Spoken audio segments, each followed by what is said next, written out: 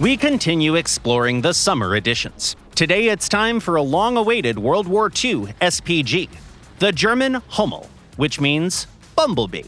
Let's see how hard this one can sting. The Hummel's main strength is its armament. This SPG is equipped with a 150mm howitzer and a very wide selection of ammunition.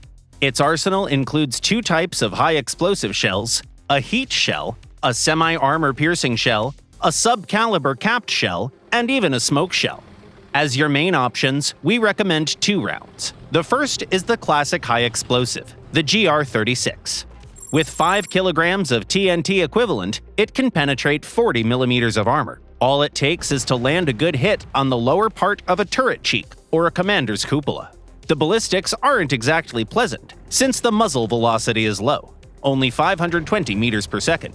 That lets you lob shells over obstacles, but at longer ranges, you'll need to use the rangefinder.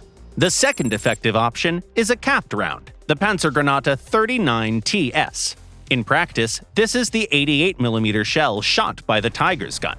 In the Hummel's ammunition load, however, it can be treated as a sub-caliber round, because special sabos are used to fire it from the 150mm howitzer.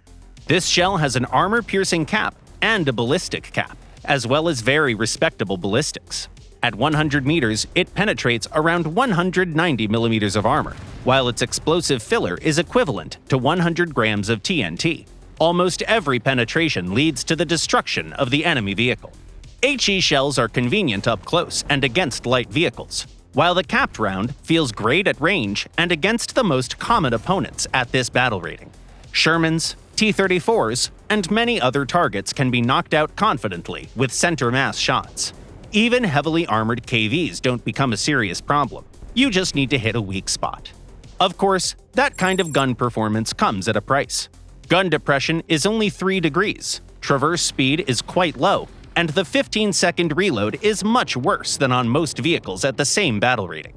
So mistakes in the Hummel are expensive. Every shot has to count. Survivability is poor. The 10mm armor of the fighting compartment can occasionally surprise you by refusing to trigger the fuse of an enemy shell, and the engine compartment in the middle of the hull can sometimes absorb fragments. But don't get too comfortable. The open fighting compartment makes this SPG extremely vulnerable to HE shells and aircraft. You can cover it with a camouflage net, but that won't save you from an experienced opponent.